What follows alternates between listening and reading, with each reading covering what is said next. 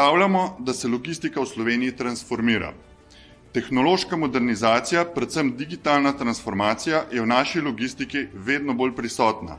Zgledi vlečejo, tudi dobre prakse, ki jih promoviramo tudi preko nagrade Logist leta, so pomembne.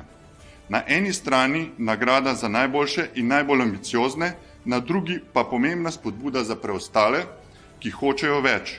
To je prispevek k večji konkurenčnosti celotne slovenske logistike.